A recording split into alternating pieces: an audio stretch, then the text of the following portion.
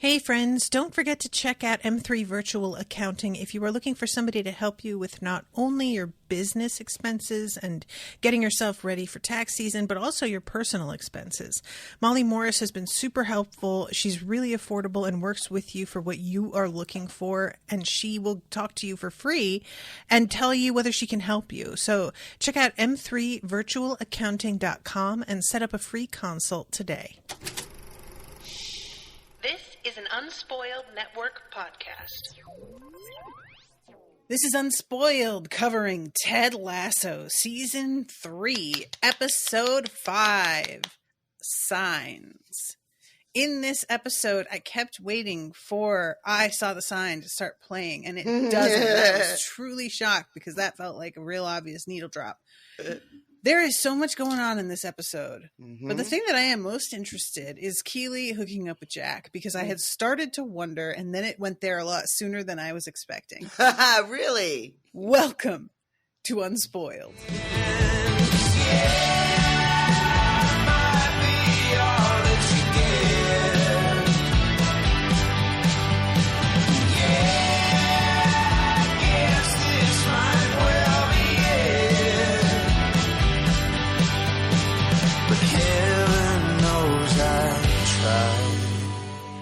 Welcome to the show, everyone. I am Natasha. I'm Rashawn.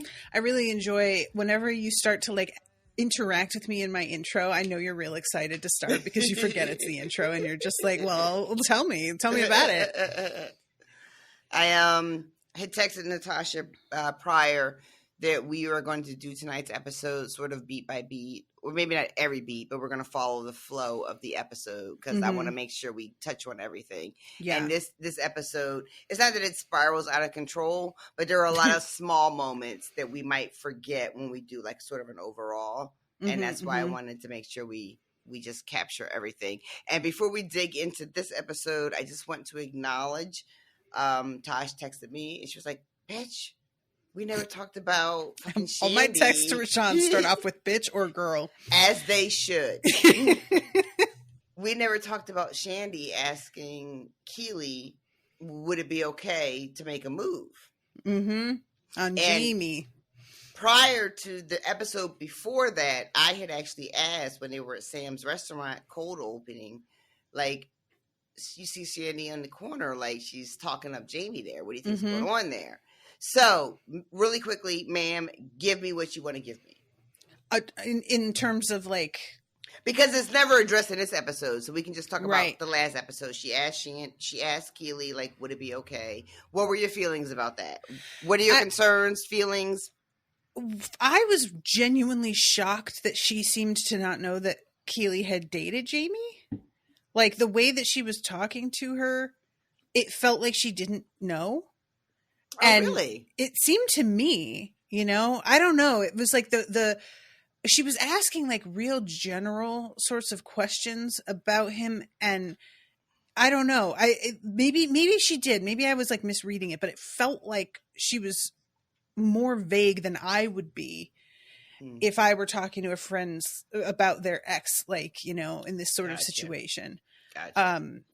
But the vibe of the interaction is Keely citing Jamie's flaws and the reasons that they broke up, and then kind of walking them back and acknowledging that he's made progress and grown, and then another flaw, and then stopping and going, and I told Rashawn that it feels for me like the show's laying the groundwork for her and Jamie to get back together, and I am not interested at all.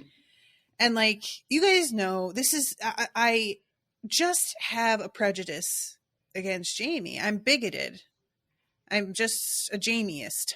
You're a Jamieist? I don't know what to call it. You're a Jamie hater? A Tardist. That sounds like, we're dabbling into ableism slurs here. The whole feeling for me, though, it did kind of feel wistful on her part. And when Shandy asks, I'm just asking if I can bang him, she gives the correct response, which is that's not up to me, but also the fact that she doesn't say she'd be fine with it, for me feels look, I'm not trying to say if you aren't okay with your friend sleeping with your ex, that means you're not over your ex, because there's plenty of reasons to feel weird about it that aren't about you being still hung up on them.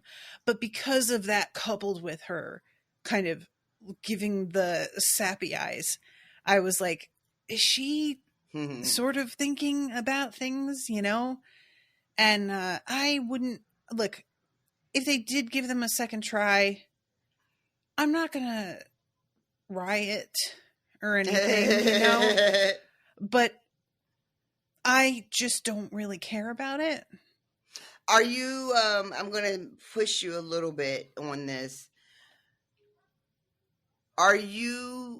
Would it be fair to say that it's not so much that you're not like necessarily into it, but that you would have thought that Keely would be a different person at this point, and that the person that Jamie is right now doesn't seem to match with where Keely feels like she's going? Like, does it feel like it would be going backwards if she were to be with Jamie? Is that a little, like, it's weird because he has grown enough that it's not the kind of backward step that it would have been. Mm-hmm. But there is like a bit of a sense for me of him still feeling rather childish in a lot of ways. He's grown in certain respects, but I just still haven't.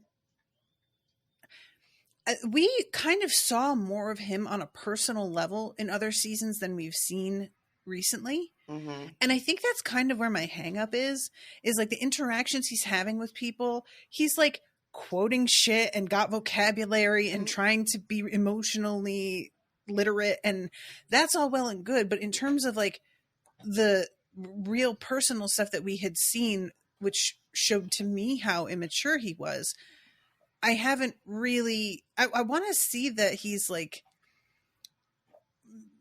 growing in other ways than just conversationally, which is kind of what it feels like a little bit, you know?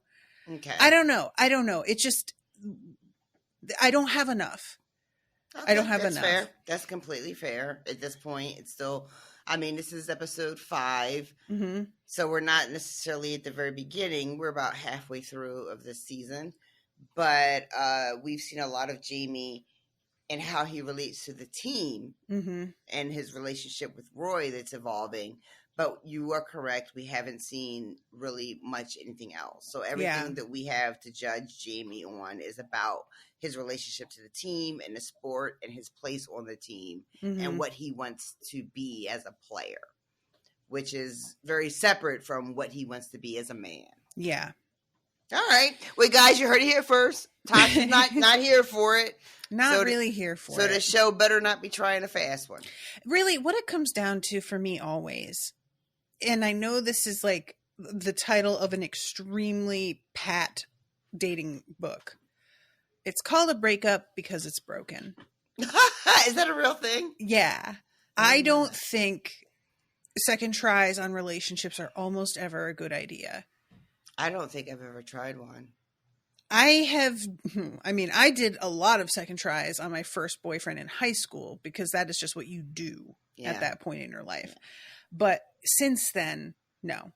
I have pined for people that I was broken up with and like wanted them back and wish they were back, but it has never really worked out. I've never really been with anybody broken up and then actually did a legit like let's try again.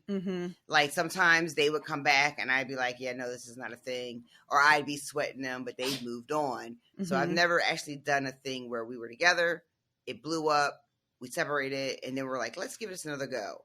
Like honestly, truthfully, like 100% on both parts. I've never experienced that, and I feel kind of like that is for my good. I am realizing now I did this with Brendan. Brendan and I dated, broke up. He basically dumped me. I decided I'm going to live my best fucking life and just behave as if I do not need him at all. Everybody reacted to him the way people react to Roy, where everybody was like, you dumped her? Why? And even his boss in his department was like, dude, what are you doing? And then he started to feel for me again and went to her because she and I were friends and was like, I'm kind of thinking of like talking to her again. And she was like, you better fucking mean it, because if you are going to just dick her around again, I am not going to be on your side in any respect. So then we got back together. So we were only broken up for probably like 2-3 weeks. And then we got back together, and it was like kind of a big deal. Like he was like very formal in a way about asking me out again. And I remember being caught very off guard. It was on Halloween, and I was dressed as Marie Antoinette, and I had a corset on and fake blood on my neck and my hair all piled up and painted gray. And he was just like, I was walking past him, and he like bowed and said something about your majesty. And I was like, what the fuck? And then by the end of the shift, he was like, hey, you want to do something? So yeah, I guess I have done it, but it was like, we weren't dating that seriously. Yeah. And we were broken up a very brief time. Yeah, it's a little bit different. Yeah. Chris, I meant to bring the Funko that you sent me with me into this room. I was saying to Tosh before we went live, thank you so much for it. I wanted to show it off, but I left it in the living room, and I have company, so I can't go grab it.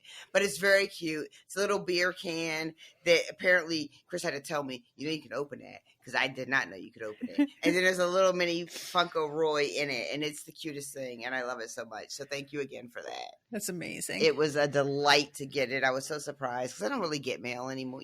Once we segued out of Harry Potter, there's not really anything that we do that really inspires people to like buy us a bunch of Funkos and stuff. So that was really, really fun to get. And thank you again for thinking of me. It turns out he got a second one, and he just figured he'd share it with me. So thank you again for that. Yeah, I don't even have anywhere to put any Funkos, so nobody get me Funkos. Even if you mean well, I get it and I appreciate it. Send me a picture of a Funko. I don't need the Funko. I need them because I took all my Harry Potter stuff down, and that was really, it turned out it was all I had. Yeah, all right, fair. So yeah, right? send them to Rashawn. Yeah, I bought myself Game of Thrones Funkos, and I bought Steve a bunch of various like pop culture Funkos. Like he's got like an Eazy-E and a Morrissey, and even though he's trash now, and like other kind of like celebrities. But all my Funkos are almost all Harry Potter. And once I pulled them away, my shelves were empty and barren. Yeah. My walls, really.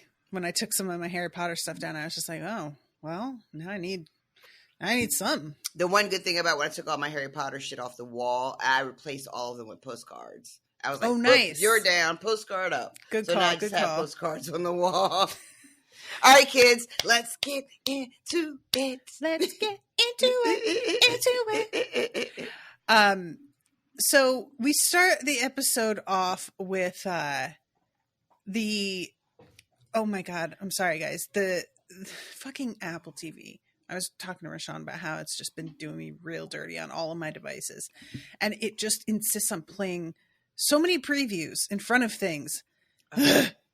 But we start off with an announcement about how Richmond is in its like 6th week, I think they say, of no wins. Yeah, after the last episode, there's been like a time jump. The last episode we saw them implode after seeing the Nate video of the tearing of the sign, and the team just fucking just blew up. Yep. We have a little bit of a time jump. They have not recovered. Even though we saw a montage earlier in the season of Zava just like bringing them to like the top of the league, they have hit a really rough patch, and they're just losing games after game after game. And that's where this episode starts, with them just losing yet another game. Yeah, and Zava, there's a moment here where he's sort of looking out into the middle distance really thoughtfully. And I think it's meant to be him considering whether he wants to do this anymore. That's really the impression I get on like a rewatch here. Yeah. And everybody is just so, I mean, that's a long time. That's a really long time to go with no wins at all. Yeah, especially considering the run they had been on, where they were winning every game, shooting up to the top of the ranks after having been expected to finish dead last. Yeah. They had all the success. And now whatever's going on with the team is whatever it is, right?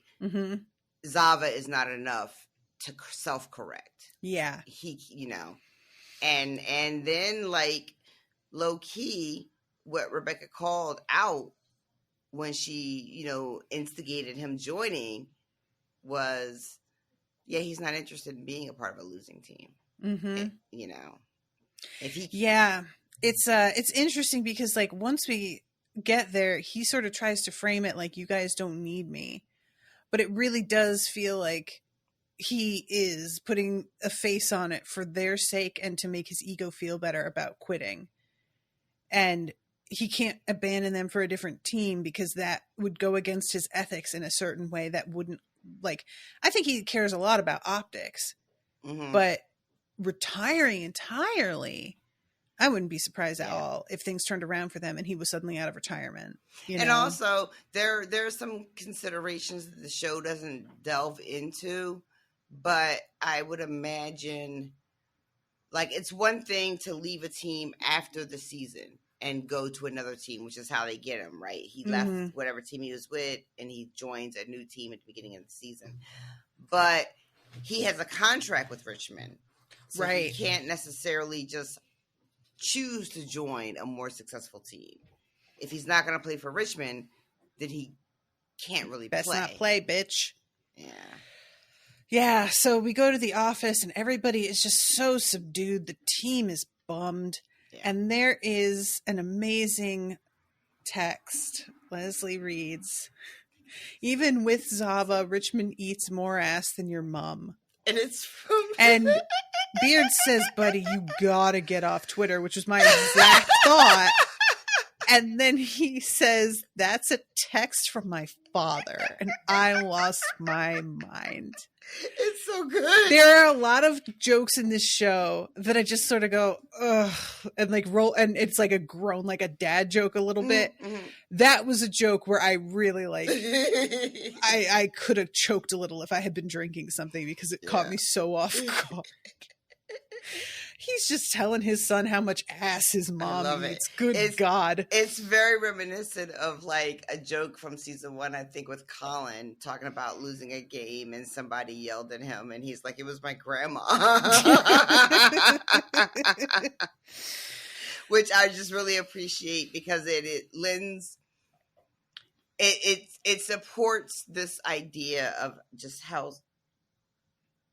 seriously, ma'am. I'm sorry, Steven came and distracted me. How seriously they take football over there. Oh, that like your father would send you a text like that, or your grandma would berate you like that. I think he said something about how his grandma like wouldn't invite him to Thanksgiving anymore. It was some like family thing. She's like, "You don't get to come." There's another joke. I can't remember which player it was, but they were like, "Yeah, they called me like basically a piece of shit," and they were like, "What did you say back?" And he was like, "It was a nun." I read a thing today through one of my like punk rock subculture pages and people I follow, and they were doing a story on a football team from Millville, and I don't know much anything else about it, but it was about how horrific the fans were of this particular football club in the 60s. They were like hooligans and like organized hooliganism, which was like fighting and bringing riots and shit and everything, right? And the chant, the song for this football club in Great Britain in the 60s was "Nobody likes us and we don't care," which is what the Eagles fans chant. And I read that and I was like, I didn't even know that's not ours. We got that from them. I love this. I had no idea. It's like, it's the Eagles. I don't know if we stole it, but I really like the idea that the Philly was like, "Oh, there's a team that's like notorious for causing fucking problems. Yeah, we're definitely going to model all our shit after them." And that's who we chose. And I just was like, yeah, that checks out. So they're talking about like what methods they can use to try and pick the team up a little bit. And as they're discussing this, Rebecca comes in. I just have one quick question for you. Are we ever going to win another fucking match? I love how aggressive she is. I love it. Beard pushes his like cap down over his eyes and just does the like pretend you're asleep. He doesn't want no smoke. I love Trent Krim off to the side, just like Oh, he's just in the background a lot of this episode, and I very much enjoy the bits of business that they have with him. I absolutely love how Trent is, like, again, like you said, like, he's supposed to just be an observer. He's not supposed to be a participant. But each episode, he just kind of inches a little bit more because you can't be around these people and be outside of it. Like, everything about them is about, like, bringing you in. And even if it's reluctant, he, like, by the end of this episode, he's just, like, all up in everything. So Ted gives her an answer about, like, redirecting the ship towards the North Star. Nobody knows where North is. I love this so much. I get so mad. I genuinely cannot imagine any reason for anybody, like, ordinary to know what direction North is at any given time. No. If you ask me about what's North, I'm going to say some shit like, it's the side of the tree that the moss grows on. Because I feel like I heard that somewhere. That's one of those things where technically that can be true. And it's because, like, direct sunlight will kill moss, and North gets the least sunlight, but moss will grow all over any tree. Moss like, it doesn't necessarily do, right? Yeah. And this is something that I've seen a lot of, like, short comics and stuff where people are being made fun of because they don't know what direction North is, and I'm just like, made fun of. I'm going to make fun of you for knowing where North is, unless you are literally in the Navy. Like, why? Boy Scout, we're not impressed. Exactly. So yeah. I'm sorry. Again, everybody picks a different North, and then Trent is just in the corner, like, with his, like, lips pressed together, not making eye contact. So we get a really weird scene with Rebecca at the coffee shop where she went on the dates with this dude, and she runs into him wearing a Manchester United scarf. I love this, right? Because we met him before, and we know that he is a very fly-by-night kind of guy. He tells us when we met him that he just roots for whoever's winning. Yes. So he's wearing a Man United like, little scarf deal, and he's got his new girl with him, and she's staring at this green matchbook, right? So we know, asks the waitress to, like, take it away, and I'm like, it's not going to change the fact that you had that shit, Rebecca, right? Like, so the psychic and the visit she has is gnawing away at her, and when we discussed before we saw her visit, and I asked you, like, what would you like to see from the visit? And then we had the visit, and it was very, very close to what you wanted to see. And now we see these little tendrils of what the psychic said that Rebecca really just kind of, like, you know, get the fuck out of here. Yeah. They are starting to, like, nestle into her brain and take root. So she's staring at this green matchbook, runs into this gentleman that she dated briefly, this Wings Night guy. He's got his new girl. And what happens? First, I just want to address this guy. She's like very effusive, his girlfriend, and says something about how he defended her honor. But then we find out he was just an asshole to Anthony Hopkins. Yeah. Well, remember when we met him the first time and at dinner, he kept telling stories about how I was at a party with Martin Short, and he thought I stole his wallet, and I had to tell him like, that's his whole thing. That's his whole shtick. But this woman is like, oh, he defended my honor because he's such a nice. How is that defending your honor? That's just being a fucking douchebag. He calls him a rapscallion. Sir, it is not 1865. But yeah, we didn't ask you to be famous and took a quick ussy of the three of us. Oh my God. But yeah, so this is when he says it made her dad's day. And she says, my shite in nining armor. And immediately Rebecca is like, what the fuck? What did you just say? This dude, it's so great because Rebecca's zeroing in on her going, did you just say But you just said, and he thinks Rebecca is like, what an idiot. Look at you, Right. you asshole. Right. That's like, and the woman is like, yeah, I just misspoke. I had a brain fart. But meanwhile, Rebecca is spinning out. Yep. Because what are the odds? And this guy's like, oh, no, she's normally very smart. She went to Oxford, and then says, for a bit. Right. And then as they're walking away, he's like, are you okay? Do you need something to eat? Oh, God. But yeah, so this has like caused Rebecca to really start to wonder about this psychic. Yeah. In a much more serious way. Yeah. It had been on her mind, but this is really taking it to another level. Yeah. Do you have thoughts about this as far as the psychic is concerned? I don't really, because it's like the way that things seemed like they were going, in the way that usually if you have a bunch of signs that happen, I'm so sorry if you guys can hear my dog just like absolutely losing his shit over this bone. I was thinking that all of them would be like sort of related to like something, what's the word I want? They would all be linked together. All of these like events that she sort of mentioned and named, that they would have to do with like the same big picture item. Yeah. Oh no. But because it's like randomly you get this green matchbook, and then you have this like conversation with two people that don't mean anything to you. I don't really know what to think, because it's not pointing to anything specific. It's all just sort of taking the form of reinforcing what she said about Rebecca becoming a mother, and Rebecca starting to take that more seriously, rather than piecing together those things to form a picture. So I was thinking in a completely different direction, and now this happened this way, and I'm like, oh, I guess that's not really how it's going to work necessarily, you know? Right.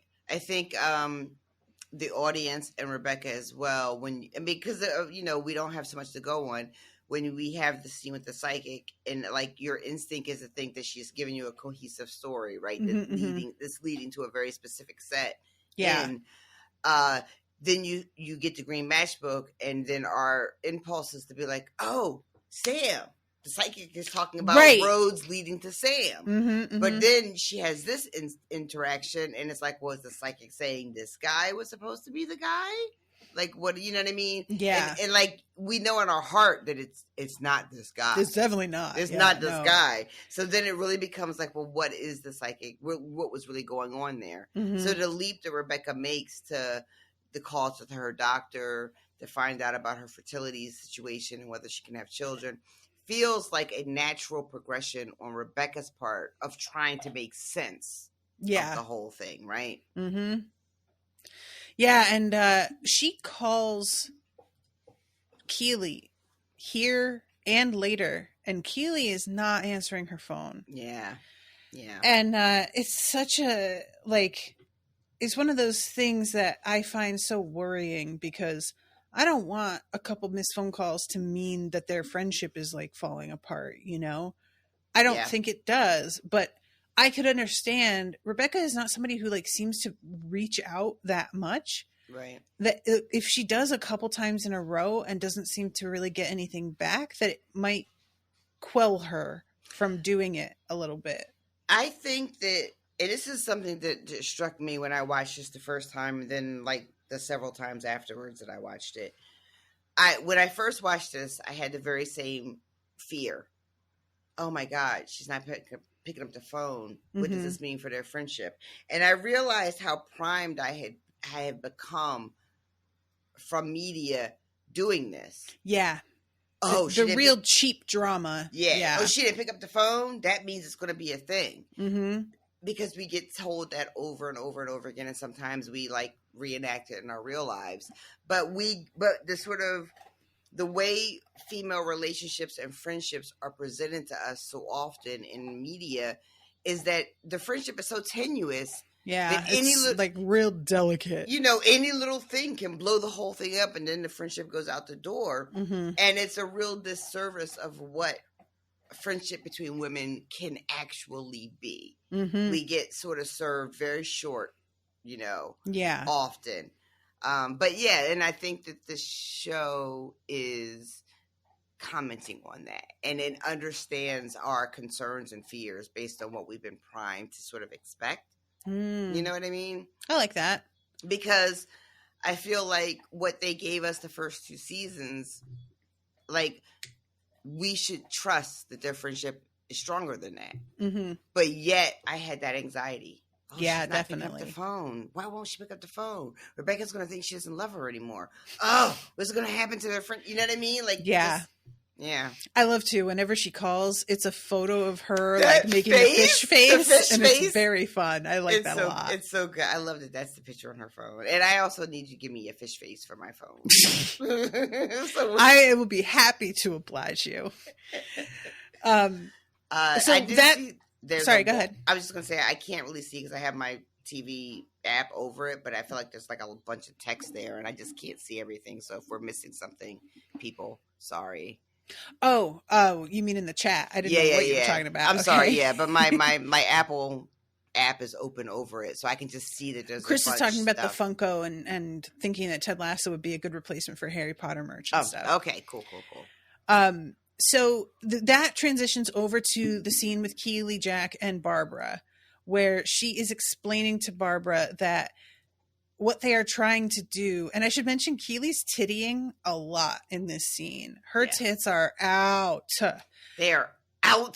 She doesn't usually have this intense cleavage, so I was sort of like, what's up? Mm-hmm. But she is in a disagreement with Barbara about trying to increase their users by a huge number in order to grow as a company. Yeah. Whereas Keely feels like we are trying to be really full service to a small group and have it be exclusive. Yeah. And our lane is going to be, we offer full service to a select group of people, and that is what's going to make our name. Mm-hmm. And Barbara is like, well, I hope you can pay the checks. Right. Yeah. She says something about how, like, if you hide tables at opening night and there's a line out the door, and this is an ongoing joke in Parks and Rec, is Tom Haverford, who Aziz Ansari, who sucks, but whatever. He is their like kind of PR guy, but he falls into traps of taking it too far. So he starts like a company for PR and leaves Parks department, but he has to take on clients for this. And he decides to tell everybody who comes to him for the first like 3 weeks that he can't take on another client. And so he just winds up with no fucking clients.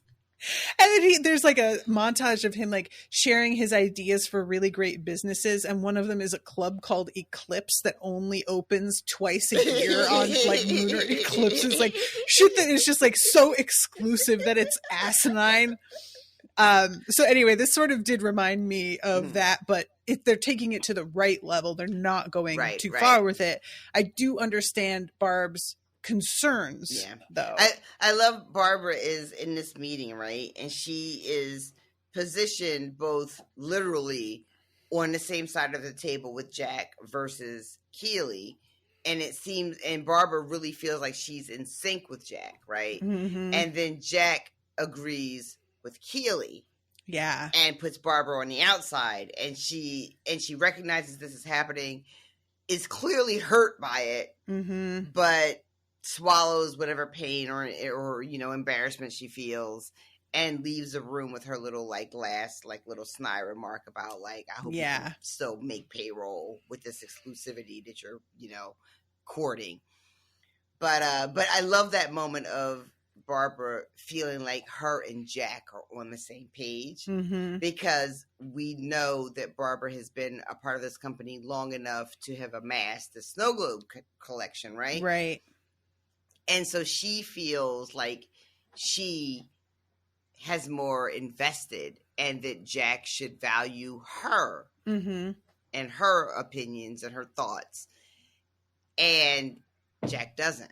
Jack sides with Keely immediately, and the way that Barbara is hurt, and it feels like maybe this isn't the first time. Like there's like, can I tell you something that I'm real worried about? Uh-oh. Because Keely and Jack hook up. I am so concerned that Barbara is going to find out about that, it'd be like, oh, I see why she sided with you about everything. Like, it's going to, I don't want that to be a thing at all. I really hope it's not. But because of the way that there's been a sort of theme about nepotism and people who seemingly don't deserve to be where they are so far this season, I'm very concerned that's going to like wind up being an issue. Because, like, we know that's not the order that things went in. Right. But if I were Barbara, I don't think I'd believe that. Right. You know, I mean, it's a fair question. If Barbara is this sort of, what do you call it? Like a journeyman, you know, I'm in the weeds. You're sending me where you need me to go. And I go every time and I do the job every time. And I keep waiting for you to respect me and appreciate me. And you continually don't, it begs the question, well, where does Barbara end up? Like, does she stay with, you know what I mean? Does she stay with this company who doesn't seem to value her in the way that she clearly wants to be valued? I'm going to say, I think you're leading me a little bit because it never occurred to me that it seemed like this had happened before. You don't think so? Not really, no. Okay. And that's just because I haven't, like, I don't know Jack's involvement with the company as a whole. And I don't know how much she has been involved in the same project specifically that Barbara's been on. That's true. So because things seem like the company invests in a lot of separate, you know, media property, I don't even know what to call them, branches. I have no idea how frequently they rub shoulders. Like, they know each other. Barbara knew who Jack was to begin with when Keeley didn't. Right. But in terms of, like, the thing is, Barbara's vision here of like wanting to expand and be bigger, it's not like she's wrong about how that would work. It's that she's not understanding what they're trying to do with banter specifically. And that's the thing that I think is hanging her up, is that she's a numbers lady.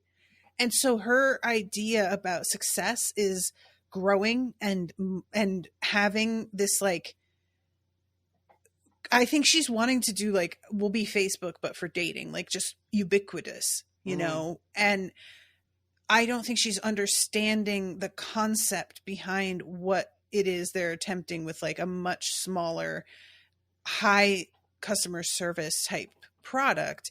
And I can understand if you're somebody who, like, has been struggling with success in general, treating things like the success is something that's measurable, and that's how you tell that you made it. Do you know what I mean? I do. Like, if you're somebody who doesn't deal super well with nuance because you've never felt very secure, having the data to say this worked and here's how would feel like, well, that should just be it. This is a business, you know? But she just doesn't get the whole, like, vision in the big picture. I really do feel for Barbara. Like, she's, like, so bitchy in ways that I'm just going, girl, you have got to get a control of yourself, because you were sounding so professional one second, and then, like, such a sullen, petulant little brat the next second. But at the same time, I get where she's coming from on a lot of things. It's just the culture here is not for her. She needs to be somewhere else, you know? I will say, we knew from previous episodes how excited Barbara was that Jack was coming. Not only that she knew who Jack was, but she was very excited that she was coming. And also really, like, dismissive isn't the right word, really judgmental that Keeley didn't seem to understand who Jack was. Right. Right. And so that's what I'm basing my sort of, like, her desire to, like, impress Jack as far as Barbara goes, because she seemed so excited that she was coming. I just assumed this was a kiss ass wanting the boss to come. Yeah. Like, I didn't put that down to Jack as a person. I put it down to Jack as an authority figure. Okay. Which also checks out though, because if I'm like I'm a worker bee, I want the people in charge to know I'm working really hard over here being. Yeah. How are you going to be a teacher's pet without a teacher? And so this really segues really nicely into the next moment in this scene too with Shandy, right? When we're talking about employees and relationships and wanting to like make a move and what do you think about all that? So we have two things and I want to give you a little bit of like what the world said, right? Mm-hmm. So a lot of people, and I kept waiting to see if you would say anything, and you didn't, which because I should have known you wouldn't be like casuals, but a lot of people. Everyone knew that this was going to be like the last season officially, right? Right. So everybody was very precious about the limited amount of time we would have. Oh my God. I'm so sorry. To town. He's got it on the wood floor. Look, there's a big cushion, giant 41 inch by 41 inch cushion. And he has oh my God. Sir. I'm so sorry, everybody. But like, I want to pick it up and put it back on the bed, but it won't matter. It won't matter. Move it again. He's going to take it right back to where he wants it. Anyway, I'm sorry. In real time, as the season was happening, and people were very, very conscious that this is the last season. We only have so many episodes. We only have so many hours. A lot of people got really, really frustrated very early on with both Shandy and Zava. They felt like they were taking up too much space and time away from the people that we care about. I guess I can understand that. Yeah. So we have this episode where they both seemingly are gone now. Were you when her fucking leaving scene is epic, by the way. Yeah. And I hope that before I die, I have a moment like this. I really haven't. I've had like throw dishes at the chef's head and I've walked out on shifts, but I've never had this level of I'm out of here. Fuck all of you people. What did you feel like she was going too soon? Were you like sad, like, oh, I hope that's not the last we see of her, or like anything? I have such mixed feelings. So she comes the part here, she comes in to interrupt to tell them, I wanted to share the exciting news that I've started an app. Yeah. It's like banter, but better and cooler, and actually cares about helping people have sex with celebrities. And it's called Starfucker, It's called Starfucker. There's no E in the fucker, by the way. And then she gives Jack a look and says, and yeah, we are looking for investors. To her competitor, like, Shandy, what are you fucking doing, bitch? Seriously. I want to acknowledge, though, her hair is absolute fire in this scene. I cannot. She looks so good in this scene. She looks incredible. I don't know if, I'm assuming a lot of that is extensions. I don't know. But with the blonde highlights at the end, yeah. Yeah. But God, it looks so good. I also can't figure out, like, what's going on with her, actually. Like, she's, like, ambiguously ethnic. Yeah. I can't quite put my finger on it. She looks to me like she might be, like, Greek, but also she could be, like, somebody mixed with Indian, some sort of West Asian, you know what I mean? But anyway, she is throwing this attitude at Keeley because Keeley made her change back the banter thing. Yeah. And I was really, really startled after what she did last time that she is copying this attitude here.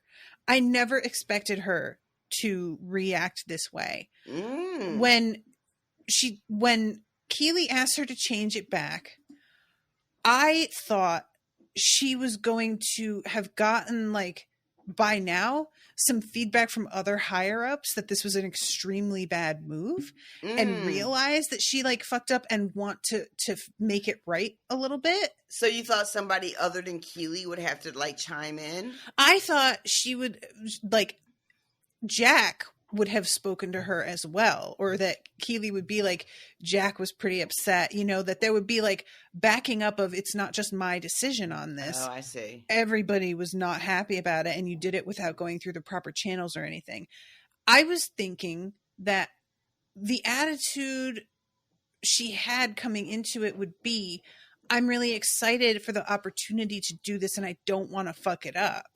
But instead, that is not the attitude at all. At all. Instead, she comes in with like, I am the one who knows how to do all of this better than everybody else here, and you guys are all the fucking morons who don't understand how good I am, my vision, and how I could take this place to 11, and you just won't let me because you don't get genius. And I wasn't getting any of this from her personality at first. Like, it didn't, this just came very as a shock to me. Really? Yeah. The only hint I ever got of her feeling like a little bit too, you know, other than changing the banter thing, was her saying to Keely at one point, I just love being the boss.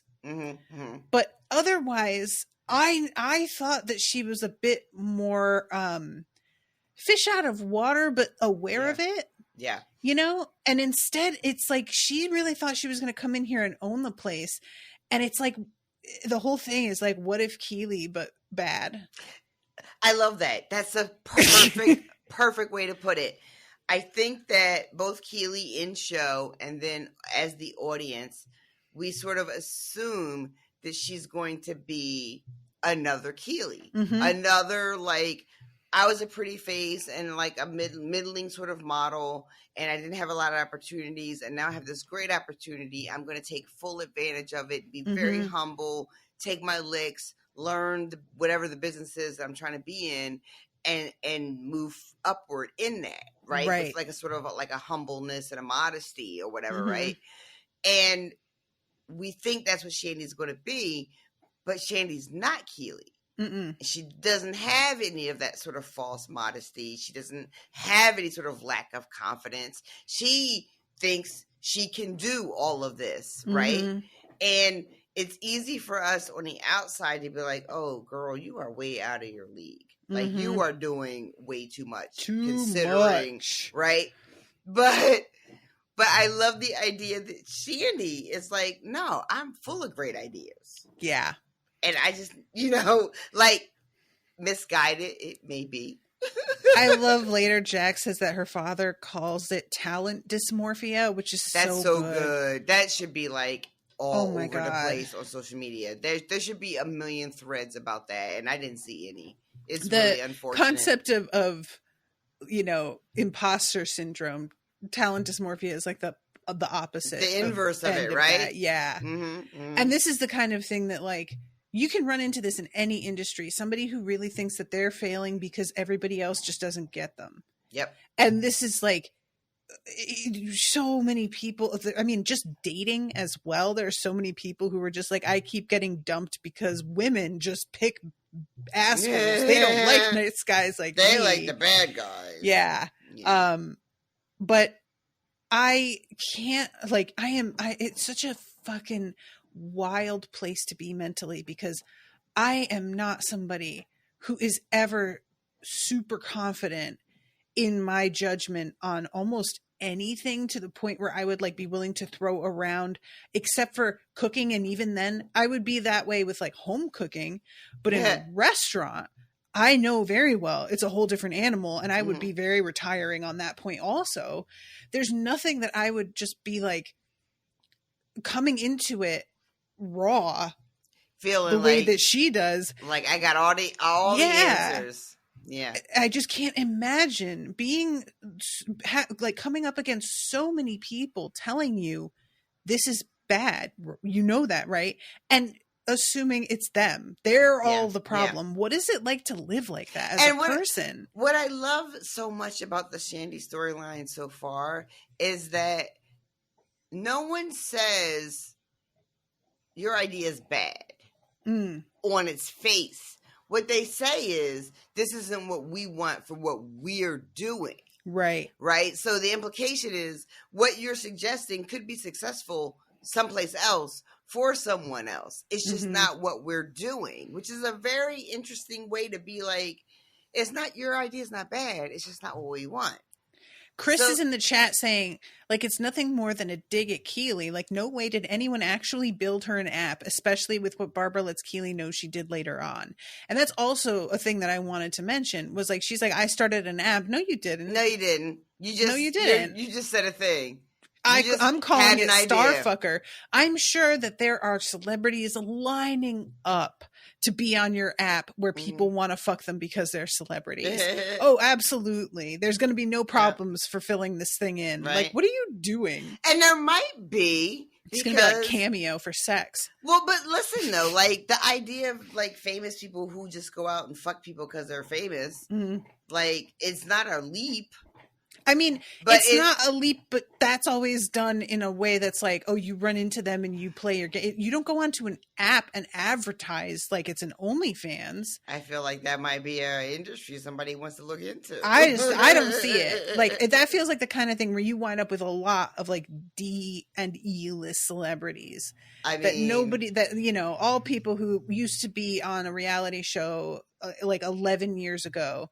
Listen, and occasionally somebody recognizes them. They are out there. Oh, I'm not arguing, but it's not going to be like what she's trying to do. Right. She's picturing, you know, we're going to have like all the footballers, all for example. All the A-list. Yeah, that's, come on, girl. They don't need this. They don't need an app. But yeah, so this like moment here and the whole attitude that she has of it, it's just really embarrassing for Keely. I just felt bad for Keely in the midst of all of this with her being the one who vouched for her and how really bad this is looking. Yeah. And I love Jack gives her the speech on how to fire Shandy, but she does it without context. So at first Keely thinks she's being fired. And when she realizes, Keely does not have Shandy's confidence. Shandy would never in this moment thought that it was her being fired. Right. Keely is like, oh my God, I'm fired. And she says it's a compliment sandwich. You give someone bad news, but to soften the blow, you sandwich it between two delicious slices of compliments. And I will tell you guys that I have had this done to me by a manager. Oh. And at the time, I was so oblivious that I did not listen to the middle part. You only heard I only heard the good. Yeah. The middle part, I was like, oh, okay. So that's like some gentle feedback that maybe I should, you know, I should take up if I want to take things to the next. I never heard it as like, she is trying to get me to hear the middle part and I wasn't getting it at all. Oh my God, that's amazing. It was like, and I know that I just said that I don't walk around with the assurance that Shandy does, but and I stand by that. This was not my assurance that I was super good at my job. It was just me not really caring about the job. Oh, that's, you know what I mean? That's an entirely different thing. And just being like, yeah, all right, I'll definitely think about it. Yeah. Whatever. That is sort of like I'm not interested in any of this feedback. I'll focus on the good parts, but I'm really not receiving any of this. And also, like, I was so used to being teacher's pet sometimes, I think, even then, that I was going, well, you know, feedback, but also, I mean, I'm pretty good at stuff mostly, so it's probably gonna be fine. I mean, I am awesome. Have you met me? But I think about it, and I'm just like, man, she really was trying a thing because she was new to managing. So I realize now how much, like, what was going on there, but I was not seeing it. What did you think of Jack? Like, after Shandy leaves the office, she just launches into this thing with Keely about how to fire Shandy with no like introduction, really, and no context. Mm-hmm. Did you think anything of that? Or was that just sort of like Jack was observing what just happened and making a calculation of like what needs to happen next? Yeah, it felt like Jack understanding that Keely has never fired anybody and trying to be like, all right, so clearly this is what's going to happen. I'm not going to say the words to you, you need to fire her, because I think that's self-evident. Mm-hmm, mm-hmm. And the fact that Keely responds with, I can't fire her, she'd hate me. I was just like, girl, what are you doing even saying that out loud? Like, don't say that to this person, least of all. Yeah. I just felt like that looked really bad. Yeah, Keely is having some growing pains, adjusting to her new position, her new authority, how to run this office, how to deal with a friend you hired, trying to give them an opportunity to have a different kind of life, and then them turning into a Shandy. Yes. When like no one can prepare for a Shandy. I don't think that's a knock against Keely. Like, who amongst us would be prepared for a Shandy? Keely is doing the thing that I think a lot of us do, where she sees somebody with potential and thinks they're going to react like her. You know, we often just see things from our perspective and assume anybody with sense will also treat it the same way. And then you get blindsided when they do not see it the way you see it. Especially considering how much Keely appreciates the privilege and the leg up she got with access to Rebecca as a mentor, right? And how deeply she wants to pay that forward, and takes like the very first opportunity presented to her to do the thing, right? She wants to give someone else what she got.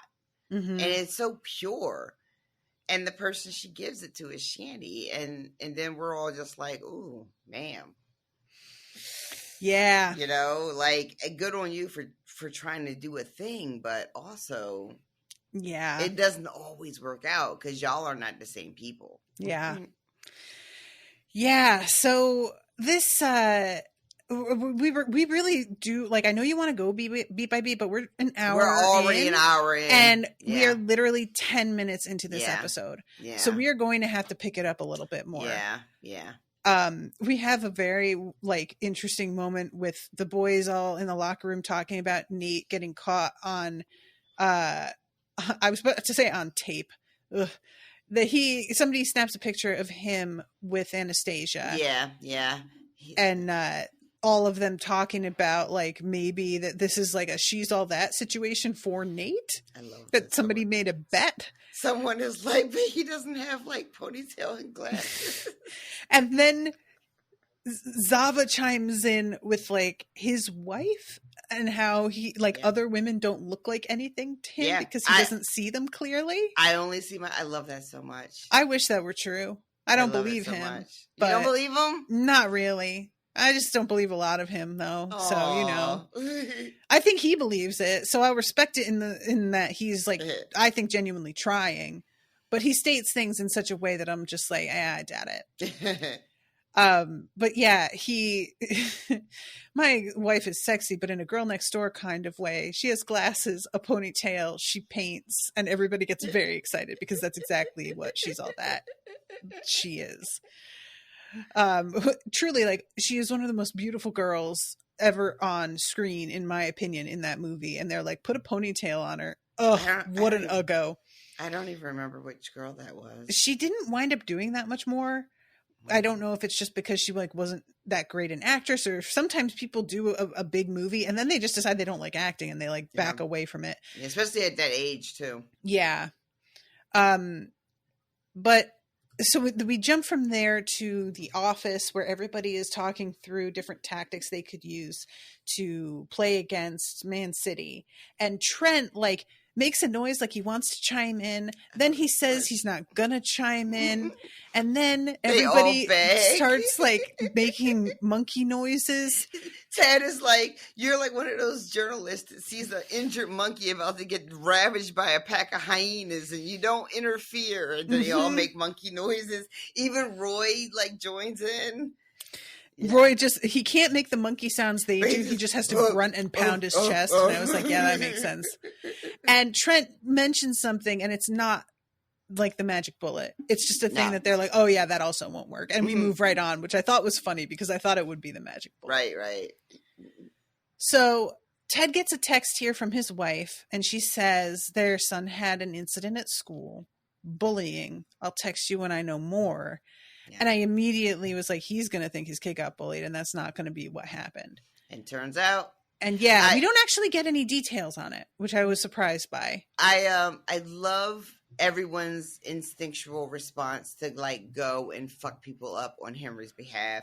Beard is like, if we connect in Paris, we can be in Kansas by 12, be at that motherfucker's house by 12:30. Roy is like, we're gonna beat him with ropes dipped in red Roy paint. has a monologue here that I like. The only thing I can really compare it to is because he tries to say at first, the only thing you can do with bullies is ignore them. Then you sneak into their house at 4 a.m., which statistically speaking is the hour people are least prepared to defend themselves. And I love that that's also the time he meets Jamie. So it feels like that's like, yeah, that's exactly. very connected. They're and he says that, connected. And Beard is like, correct. And I'm like, why the fuck do you know that, Beard? Ugh. Yep. I love it so much. He continues talking and about like how to beat them with ropes and it's reminding me of Quint in Jaws and his monologue. That's very good. You know, where like he's talking about how the people like fell into the water and got eaten by the sharks. Like everything slows down. The music gets a little bit more eerie with this undertone to it. The camera begins to slowly focus in on Roy. Everything about this is like, you're expecting it to be like, oh, and this is what you do, and it will turn sort of lighthearted in a second. It does and not. It just never, ever does. You pummel them and they wake up panicked, confusing the paint for their own blood. When they beg you to stop, you laugh as loud as you can for as long as you can. Roy Kent has never been hotter to me than in this scene. You guys, if you ever want to know anything about who I am as a person, no, this scene in particular did it for me so hard. So hard. Trent drops his cup. He absolutely does. It shit just drops right out of his hand. I like to think Trent is having the reaction you did, Rashawn. Oh, yeah. Me and Trent are like, oh, he could get it. Yeah, very much so. There's just a vibe. Right now. Everything we have to offer, he could get right now. Oh, yeah. 100%. 100% did it for me. And Beard just sitting there with his eyes wide. And I'm like, sir, you're the one who knew about 4 a.m. I don't fucking think you get to get that look on your face, but okay. And eventually, just to like close up on this topic, he keeps missing like calls with his wife and stuff. And eventually he talks to his son. What's his name? Henry? Henry. And his son immediately says he messed up. And then that he did an apology rap in front of the entire class, which I would absolutely hate so much. That sounds horrible. I don't understand. As like, it's so performative, and I'm just like, this is very much your dad, and it bums me out a little bit because to me that is not how you make an apology. That's centering yourself in the apology in a way that's like you want pats on the back for it, and it's humiliating the kid who got bullied even further because this whole thing is about him. Yeah. It just, I really, really did not like the sound of that. Yeah. It felt like just a different way to bully. The way, because we don't get to see it, I agree with you. I think I understand like what the show thought they were doing there, but I think you're right. I want a heartfelt private moment where you apologize and agree. And again, like the public thing is important, right? Because we always talk about like taking accountability and like letting everybody know that you are saying you fucked up. So I get that, but you're right. Like the performance of that sort of apology in front of everybody without giving the wounded person an opportunity to decide whether this apology is sufficient. When you do it as a performance like that, then everybody who's not affected gets a vote and they all decide this is okay. Yep. And the person who's really impacted gets overshadowed. Like maybe it's not okay, but the whole class is applauded now, so I guess it's okay. It's like getting proposed to in public because they're trying to pressure. I don't have a problem with public proposals as a rule personally, but they can be sort of weaponized. Yeah. So yeah, I just did not care for that. I also thought it was really telling how when you're mad, count to 10 or what, how does it go? Like the, whatever saying Ted gave him. Yeah. And if it doesn't work, do it again. And considering that Ted has a lot of unresolved anger, I'm like, you're teaching your kid to bottle some stuff up as well, sir. I would watch that. Right around this time, too, is when we have a moment with Ted. I think it's when he first gets the call about the bullying, and he starts to have a panic attack and kind of like works his way through it. So we get to see how Ted is using the tools that he's learning in therapy to manage his anxiety. And I really appreciated that was shared and shown in the show. Yeah. But I have to agree with your assessment on the story about Henry that we get. Because we don't see it, we don't get to see any of it. We only get like the phone call of it. I agree. I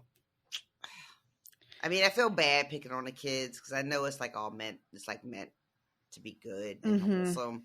But yeah, I didn't love that either. Yeah. I'm glad you mentioned it. So, all right, let's go to Rebecca. She has a conversation with Leslie. Fucking Higgins. Where he actually says, if we don't win the next game, we may want to consider replacing Ted. We may want to consider thinking about considering. And she's like, you want to fire Ted? And he's like, where in the midst of that did you hear that I want to do this? Which is a very fair point he's making.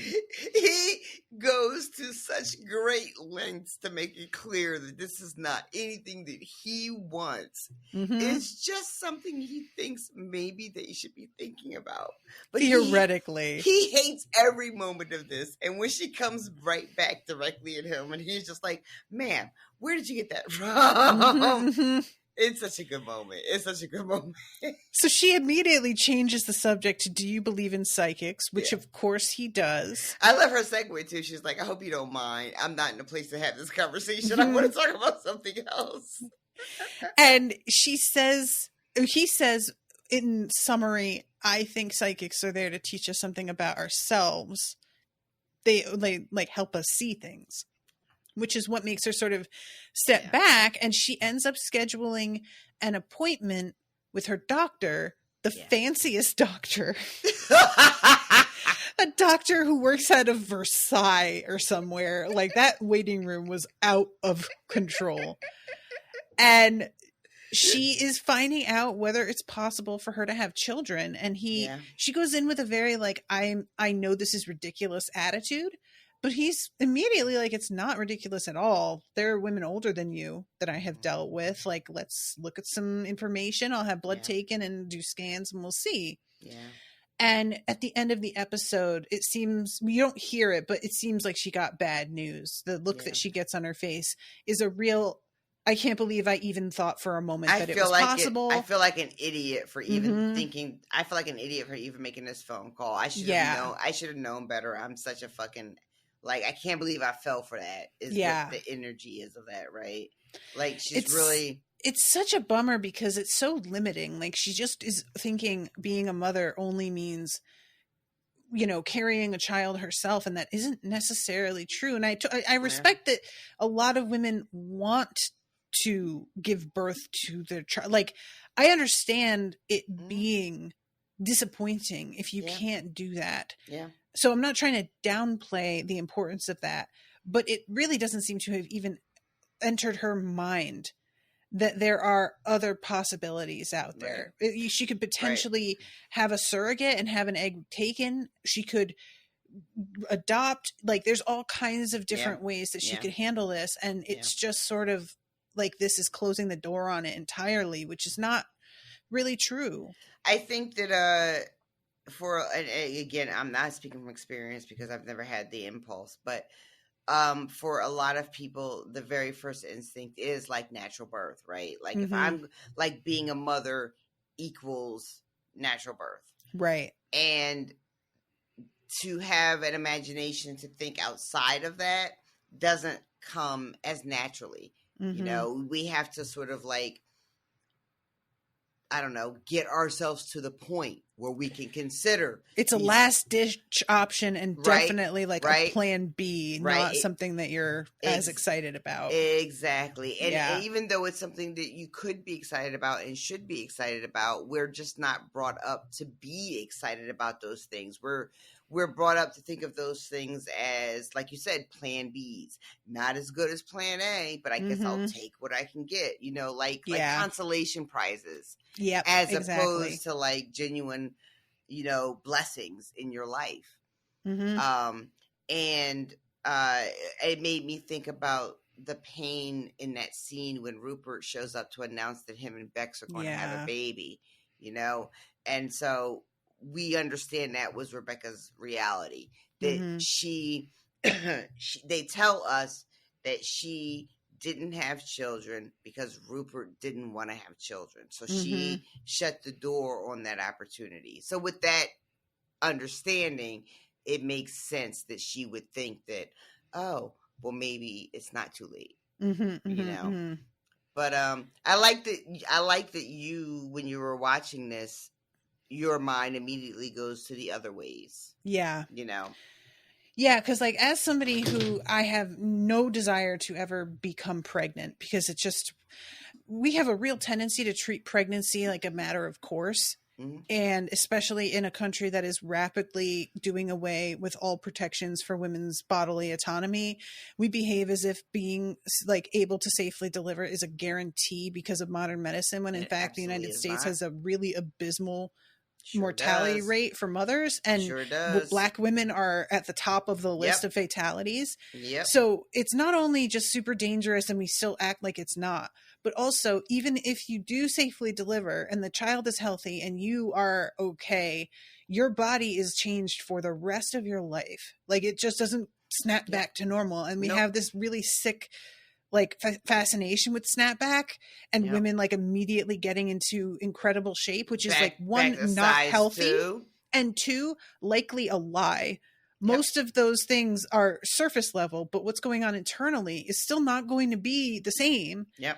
And so we don't talk about it at all. No. There is no like real public discourse about any of the shit that comes with that. Yeah. There just isn't. You have to join like private Facebook groups where everybody is like commenting anonymously and shit because they don't want to be labeled as like hating their children or regretting having kids or whatever. And I understand too, like a lot of people, there's a sensitivity because of patriarchy where like if you're a woman who's had a kid, now you're no longer allowed to be sexual. Oh, you're not allowed to be anything anymore. You don't exist. So like you disappear. I could understand how the opposite side of that coin is the snapback thing, where it's like, I'm going to prove to you all that you can be a mom and still be hot. But it's just so the wrong, like we're taking it to two different extremes that are equally toxic, just in very different ways. Agreed. But I have often thought about the possibility of like fostering. And I don't think at this point in my life that it's something that I want to do. After taking in these dogs, I've had enough, and that will be it for me. Thank you very much. However, I have dealt with at-risk youth in different veins with volunteering as well as actual paid jobs. And it was so incredibly rewarding. And some kids out there have so much potential and they just don't have anybody stable in their lives to help them like zero in on what they're good at or just stay consistent with their work to the point that they can get through classes. It's just basic stuff. And I have always been sort of like, I wish that I could be that for somebody, because so many people out there, it's in there and it's just not being given like, the nutrients and sunlight to grow into anything. So that's something that's like kind of close to my heart, is the concept of fostering. And I feel like when you have the sort of resources that Rebecca has, I would be a lot more likely to try something like that. In my current financial state, it would be a complete disaster. But if I had a much more like thick ass bank account and I felt like I could afford to do some daring things, I would be a lot more likely to try it out and see. Same. I'd always thought about fostering. We're just not in a position financially to do it. I always knew I wasn't going to have my own children. Me and Steve always knew we were going to have our own kids, but we had talked about fostering. If we were ever in a position where we had a place that we could have, like, room for another child or whatever to come in, that we would be open to that. But someone in Rebecca's position of great privilege and great wealth, the fact that it doesn't seem to occur to her that there are alternative ways to have a family. Yeah. But it also makes sense that what we know of her, where she is in her life, what she's been through, that, and we know that it was, the show inferred at least, that having children is something she would have wanted, that she purposefully did not do because of Rupert. Yeah. It makes sense that she would think this message from the psychic means this very specific thing, right? Yeah, I mean, just on a very basic level, you don't want to think that you forfeited the ability to do something this important for a dude. Yeah. Who turns out to be as shitty as Rupert turns out to be. And the reality is, like, patriarchy or not, and we don't like talk. I feel like it's really gross to talk about like biological clocks and like women aging out, and it's all like gross and skeevy to me. But the reality is, for women, childbearing is a closed window. Yep. You know what I mean? It's only a certain amount of time you can do that shit. And if you opt not to do it, specifically for a man that you're with who says he doesn't want it, meanwhile, men can have children well into their 80s. Yep. It is so deeply unfair. Yeah. It is like that moment of Rupert having a kid with Bex in his 70s after telling Rebecca that he doesn't want to have children, and it like sucked for a moment for the episode. But really, when you think about that shit, that you can't get that back. Like she can't get that back. That was honestly like concerning to me, was if she did prove to be able to have kids, I was worried about her because, God, I am so emotional these days, you guys. I just think of a thing and I just start to get choked up. My mom got pregnant about 10 years ago now. And, she had not been wanting kids. I didn't know that.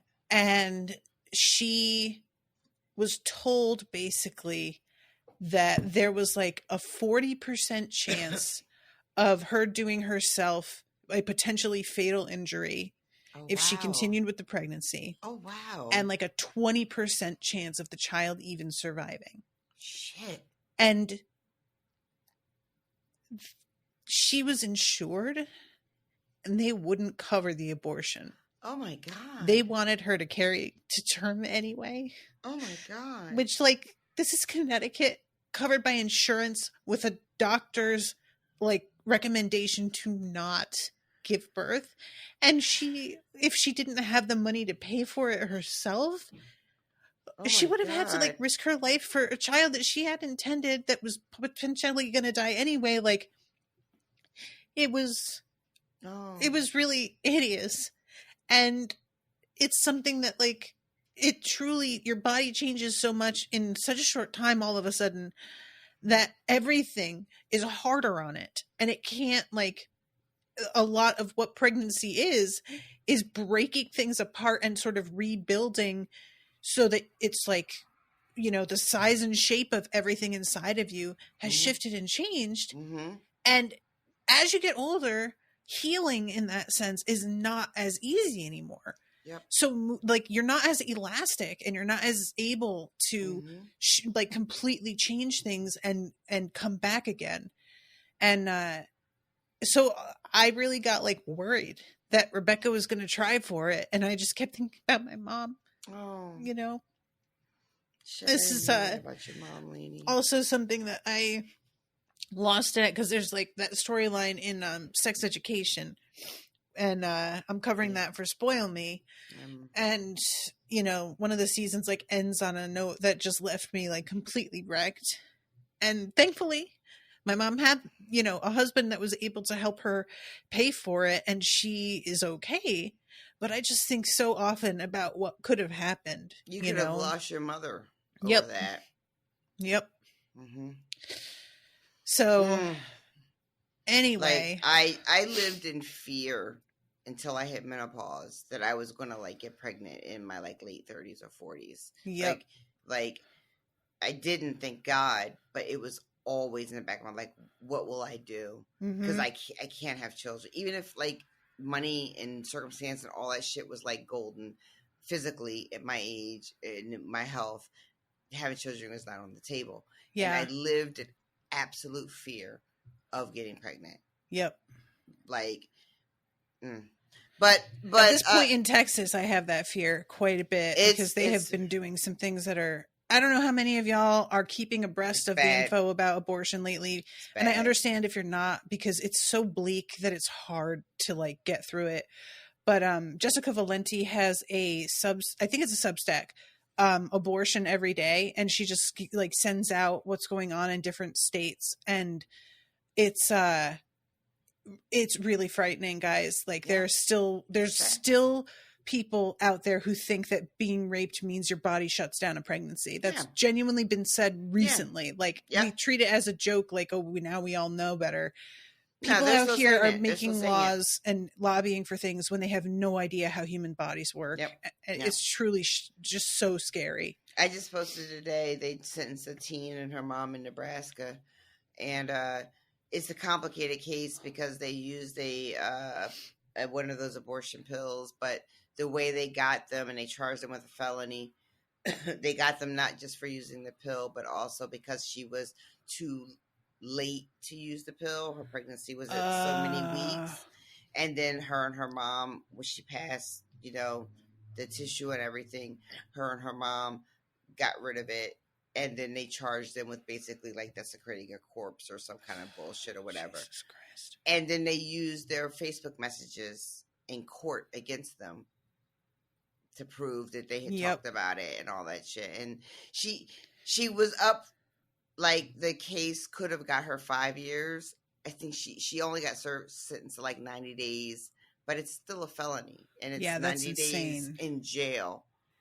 That's where we're at. We want to do this, but we don't want to like actually do any sort of education either. Nope. And there was a girl who like gave birth in a bathroom stall fairly recently and then killed the child and left it in the trash and then went to prom like that happened the next week. That happened a lot in the 90s. I remember. It happened so much. There was a Law and Order episode that was like fabricated. They started like baby depositories for people to put their kids so they didn't. And like, of course what she did was horrifying, but we treat people who get pregnant like absolute garbage and don't give them any options. And then we're like, how could you do such a thing? And then they make the most desperate choices and we all sit around and like cluck our tongues about it. Yeah. But, okay. Anyway, sorry. Circling back. So then we go to, after Rebecca, we go to Nate getting a visit from Miss Cakes, who tells him that her model friend was surprised he didn't ask for the number. Yes. And gives him Anastasia's number. And we see him call, and it turns out to be like a fake call to his mom as he's practicing, and it's adorable. When he called, I was like, this cannot be to her. There's no way he's this smooth. No, come on. No, right. We all knew. We all knew it wasn't her. We just didn't know who it was. And it turns out it was his mom, and we should have known it was his mom because who else is Nate calling, right? And yeah, he goes on this date. I love this so much. She shows up in this fucking like this Instagram ready bodycon dress with this like huge stole around her shoulders. Mm-hmm. She looks more Barbie than Margot Robbie did in her alleged Barbie outfits. And the whole thing with the girl at the front, he does we want the window seat again. Mm-hmm. And she, I'll have to check. And he's like, I already got clearance for it. And they get seated. And I'm thinking, looking at this woman, she is not dressed for this restaurant. You Yeah. brought her to the wrong place. But I understand why he brought her here. Yeah. However, I will say my understanding was flawed because I assumed it was just to rub Anastasia in Jade's face. And then when he starts talking about what this restaurant means to him in a bigger way, I was like, oh, okay. I was like really assigning a super petty reason. And it was not that petty, you know?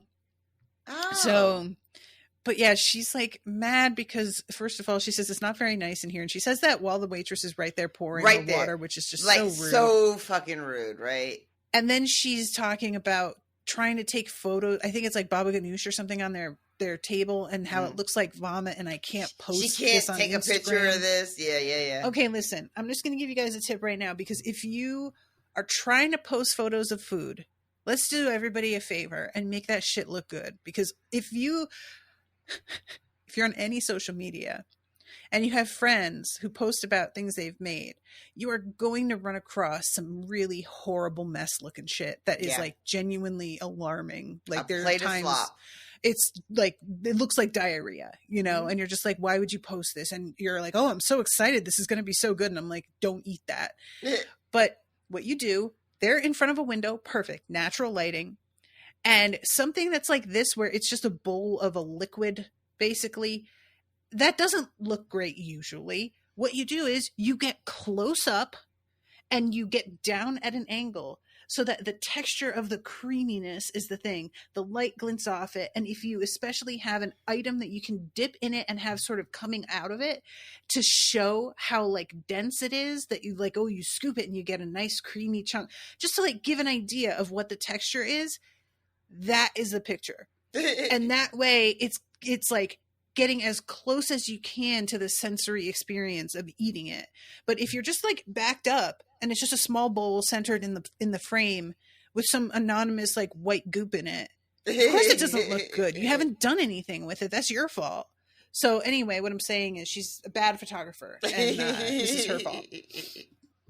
But yeah, she's such a bitch. Oh my God. I want to say really quickly, there's a moment right before we get to the restaurant where Ted and Rebecca pass, right? Yeah, I had been about to bring that up, but and then like they walk by each other, and then they realize that they haven't really acknowledged each other and checked in, and he makes a crack about being psychic, and she makes a crack about being bullied or bullies, and they're both just like freaked out. What the fuck? And then they like go back in opposite directions. Yeah, I really did enjoy that moment. Yeah, that's really good. But so yeah, the date with Anastasia, I know that you haven't watched Zoolander, but they do another Zoolander reference here. So I'm sure now that was what was happening. Oh, I gotta watch that. She's texting, she's like, you know, trying to say, can't we go somewhere else? He says something about like the dip being really good. And she says, feed it to me.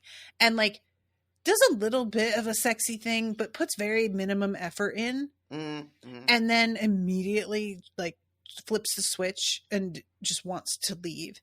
And honestly, I know this is a fucked up thing to say, but I just kept thinking she shouldn't be eating here. Yeah.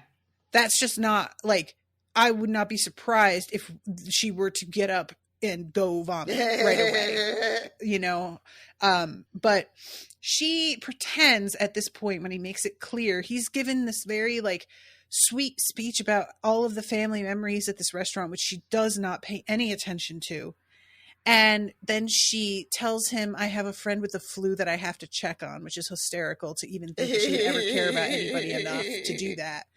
And says she's going to go to the bathroom, gathers all of her stuff up, and runs out the door in full view to her friends, all other models waiting in a convertible while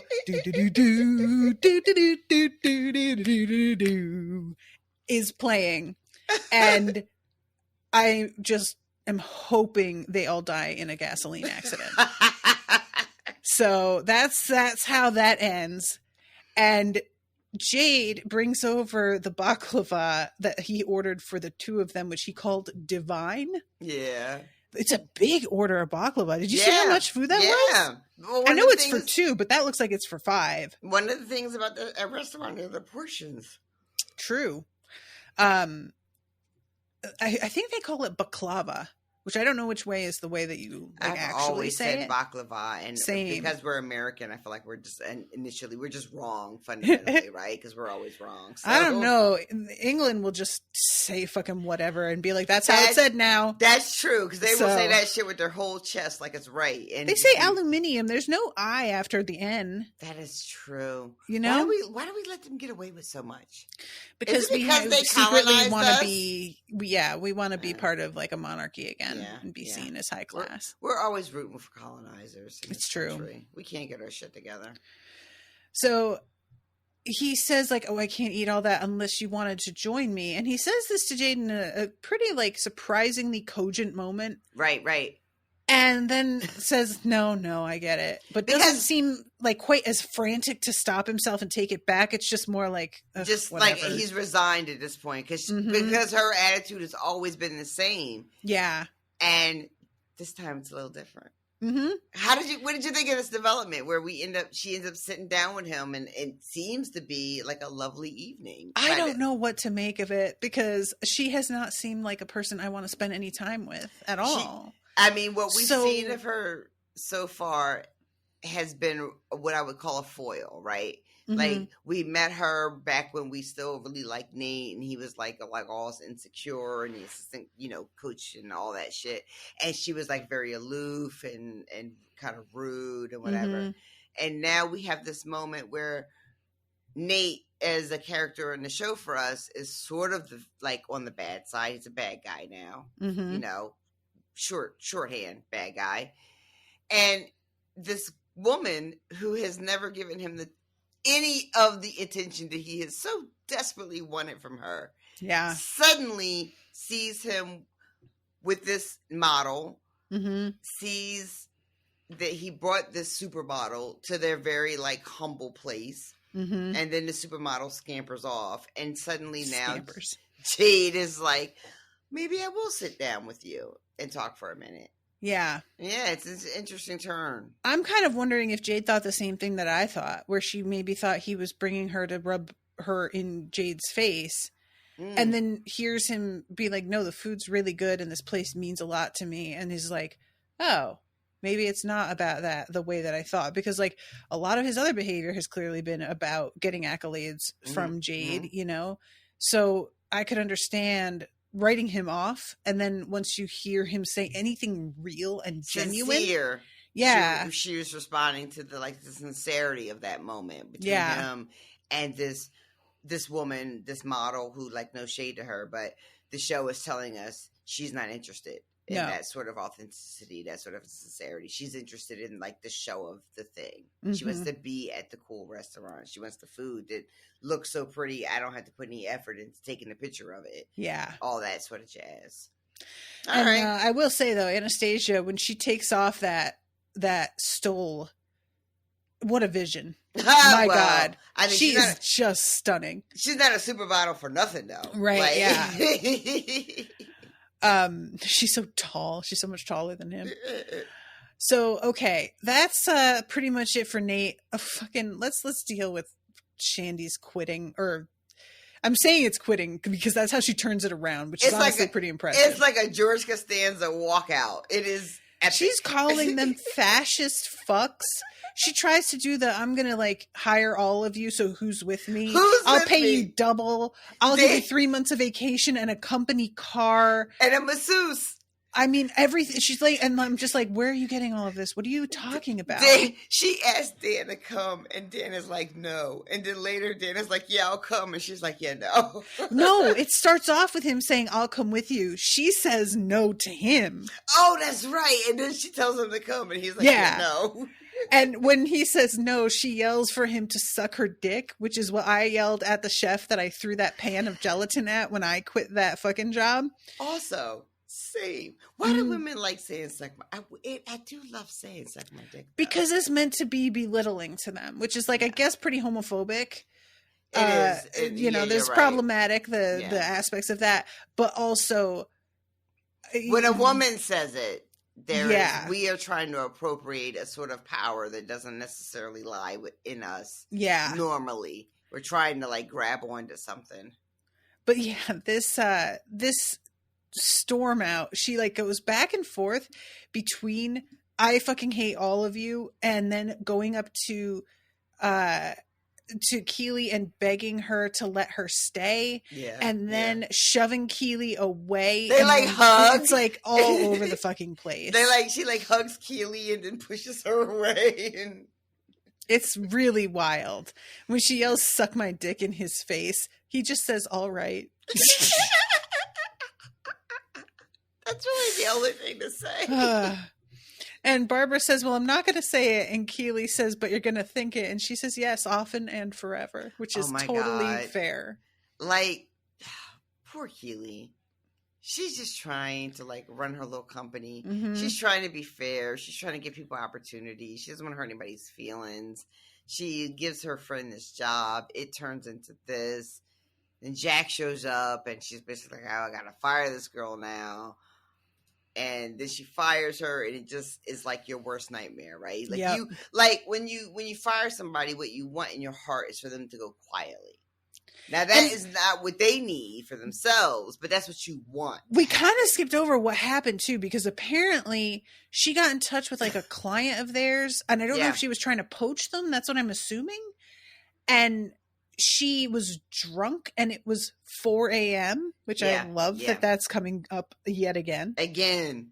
And so that person fired them and that as a group. That was the last straw. That was like what really did it in for her, And I'm not sure it was so much a poaching, but it was I've got this great idea because I'm Shandy, and this is what we should be doing now. Mm-hmm. And I'm gonna call or text you at 4 a.m. because I'm Shandy, and that's what I do. Yeah. And the client is just like, "Who the fuck are you? Why are you calling me? What is this idea you're talking about? Get the fuck out of here!" And I don't want your business anymore. Which I can't blame them for. And I really think like Shandy's making this big splashy walkout. But if I were the people who had just been fired by a client because of her, I would be cackling to myself throughout this entire little scene, you know, her being like, who's coming with me? Bitch, you got us all fired. Why would anybody go with you anywhere? Nobody's coming with you, ma'am. Nobody's doing shit with you. What does that mean? Nobody's coming to see you, Otis. I forgot about that. I haven't seen that in a minute. So we go into the locker room. The boys are training, talking about how Animal Crossing. Yeah, that shit's fucking soothing because they're not allowed to play video games before bed. Sam is trying to be positive and how they're turning their fortunes around. And Colin's like, bruh, don't blow smoke up our ass. We suck. We know we suck. And Jamie decides that he's going to chime in with some positivity. Man City are really, really good. But we are also really good, so stop being a bunch of bitches. And he says this, and Zorro is like, now I shall take over and do the real speech. Mm-hmm. Which he essentially just rephrases what Jamie has said. Yep. It's as if he were Zava. Jamie is so right. He starts. And it's clearly this has all been on his mind. But what he's saying, he is not, like, they don't understand exactly what's going on here.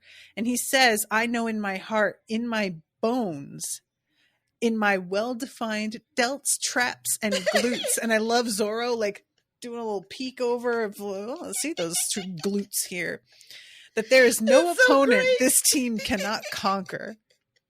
You will not win because of me. Jamie is like, I just fucking said that. You will win because you work together. And they don't know that what he means is, I won't be here. I'm out. Yeah. Mm-hmm. And then Ted ends at the end of the episode, Ted ends up giving the same speech that Zava gives, which is the same speech that Jamie gave, which is that we don't need Zava to win. We have everything we need right here.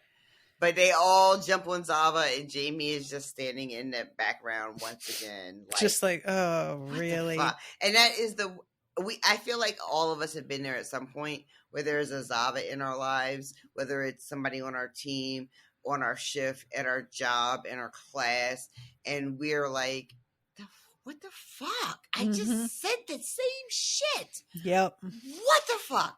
It is so frustrating and it's so hard to articulate without like sounding petty or seeming jealous. Yeah. Right? Which is kind of the frame you could look at Jamie. Like some people were like, oh, Jamie is like so insecure and so threatened by Zava and, you know, and is spending the whole season while Zava's here being like, I'm saying the same thing. But sometimes that's how it happens. Sometimes you're just the person there every day doing the thing. And this other person, they might be super special, might be super talented, you know, whatever the thing is. And you're just the whole time, you're like, but I just said that. Yeah. And I really feel for him too, because it's easy to just be like, oh, well, he's jealous. And like he said he is. But right? It is very literally what's happening. This guy is just literally rephrasing what he said and saying it again. Yeah. Just because he's jealous doesn't make his being annoyed less valid. Right? It makes me think of that 30 Rock where Queen Latifah is. I'll just say what I have to say. If I say it in this voice, people will listen to me. And you're right. It's exactly that. It's called grandstanding, right? everybody. I may lose my train of thought, but it doesn't matter because we are all people and we deserve. Yeah. I really want to acknowledge Ted's record of 115 days straight with no pee drops on his khakis, which I just really implore men everywhere to shake your dick, please. For the love of God, we can all tell. Just give it a little shake. It's fine. Dab it with a little toilet paper. 2 seconds. Just wring it out. Yep. Because we see those drops, y'all. We see them. Yep. So anyway, sorry, we jumped over there, but this is when the team, they go out to play and Zava is not in his corner with his fucking like giant massage chair or whatever that is. Everybody's like, where are you? And nobody can get a hold of him. And then he eventually, like a day later, posts to his Instagram, I think, just a video of him saying he's retiring from the sport to raise avocados and be with his family. Yep, that's it. I guess. And the team, as we lead into this, there's a little I think it's in this bit where we have Ted talking to Michelle too and getting like more detail about what's going on with Henry. And then we cut to like everybody showing up at the field, like the team's been losing, but as long as we've got Zava, it's not done yet. We still have hope. So, and that's how to lead into the game, and that he doesn't fucking show up. And so now it's like, oh, well, there's no hope because now this one guy isn't showing up anymore. And what are we going to do? There's a fantastic cut away to the pub where one of the guys, I think it's Baz, and he's just like, that's what I get for fucking believing. Yeah, positive thinking is bullshit. I knew it. And eventually they've lost clearly, and they're in the locker room after, and Ted is trying to tell them to believe, and the sign breaks in half right behind him as he says it, and everybody freaks out, understandably. I love how shook everyone. It's like a ghost is in that bitch. They're all just like, oh my God. People who play sports are really superstitious. It's just 100%. Like a part of that culture. 100%. And I mean, how do you argue that isn't God stepping in and being like, bitch, no.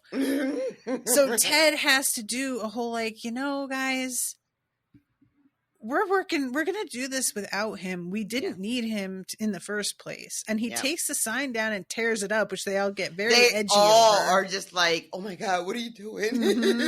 It's like somebody burning a Bible in front of you. Yeah. I remember watching Amadeus in my class in high school. You watched that in school? Yeah, and it was a music class. Fun. And at one point, Salieri puts a crucifix in the fire and says, I renounce you. And there's a lot of Catholics at my school, and they gasped when they saw him do that. You guys, it was really sincere. They were freaked out. I love that. I love that. That's great. But yeah, he says this like speech about believing, but with a lot more substance about dealing with like shame, Yeah, and I love is this. seeming to have a moment with himself as he's talking to all of them, which is 100%. coming across. There's a beautiful like moment too when he's talking about this, like he's talking about all the shit. It's one of the few times we see Ted curse too, because he says shit. Mm-hmm. He's talking about all the shit that we have that gets in the way, and he's talking about shame. There's a beautiful moment to the camera, kind of like close ups on Colin, where he's talking about secrets and shame. But yeah, Ted is giving them really the same talk that Zava did and that Jamie tried to do, Mm-hmm. you know, which is that what they need, what they've always needed, they've always had. Yeah. It is about those men in that locker room together, that team. And that is what's going to, you know, take them to success if they can believe in themselves enough, which is a hard task, I think. Oh, yeah. When you keep in mind the fact that this is a team that everyone said was going to finish dead last, who then got this superstar player that is of like a Michael. I know it, people like, I feel like kind of gross, like in America, like, oh, my best frame of reference is like Michael Jordan. But it is. It's fine. I'm not a sports guy, guys. That's the best I can do. You know, so they get like this Michael Jordan type player who then we watch catapult them to the top of the league, game after game after game. Mm-hmm. And now he's gone. So I said, man, putting it all in the Zava basket is not a good plan. You know? And so like the reality of him being gone now, and how the team feels and how the fans feel, like Ted's speech is great and everything, but yeah, you're going to be like, oh, we just fucking threw it all away. Mm-hmm. Like, we had the heights. How could we possibly get back there without this once-in-a-generation player? He's not on our team anymore. How can we do it? You know, it's a real low point for the team. Mm-hmm. Yeah, so I guess we're going to have to see what's happening with them, but there's no like uptick at the end of this episode where they finally win a game or anything. Does not end on that note. And the other thing that we didn't really we talked about Keely and Jack hooking up, but we didn't talk about what leads up to that, which is the lamb that Shandy snuck in to the conference room and left to shit all over the table. Everywhere. They're like, what is this smell?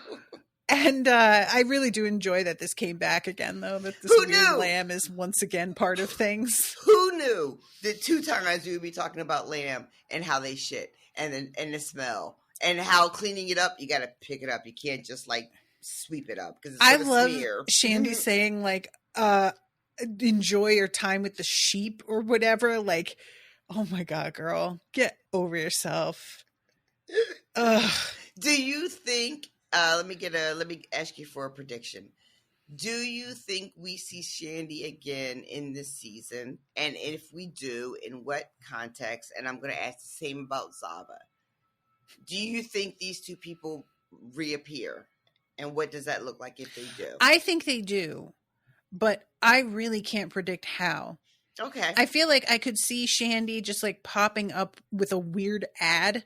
Like that's all we see is her attempting to launch something and it being a really tacky aggro sort of vibe that's like, you remember those jeans for a while that had like the tattoo hearts? Yes. What were those? I just can't remember the brand name, but like she's that for me. She feels like a Jersey Shore type. So I feel like if we see her again, she's going to be pushing some product that feels really trashy. Okay, I love that. And Zava, I could see him being like, okay, I retire, but you guys are doing better, so I'm coming back. I could really see him doing that if they improve. But I also could see him being a cult leader and literally opening his avocado farm and just like inviting people to live in yurts on his property. And I would probably fall for that. You know? Like he's convincing. I love both of those. I love both of those predictions so much you don't even know.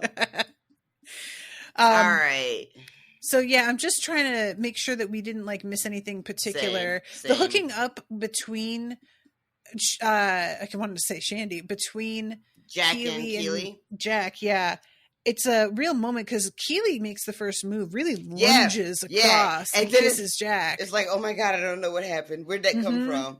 Yeah. And Jack Last episode, Jack is I into sort it. of felt like there was a bit of a thing that was, but I couldn't remember if we knew whether Keely was bi or not. We did. She Okay. told us that earlier, I believe in season 1 or 2. It came out. So yeah. And like as things progress here, you know, they're alone in the office because of the smell. They have to light all these candles, and then Jack is like, "I could really use a drink." And I was sort of looking at Jack like, "I think I know what you are doing. I think you're doing this on purpose." I feel like I know where this is going. Yeah. So Keely kissing her. At first, Jack did not seem to receive it well, and I was worried. And then she turns around and is like, "No, you definitely should."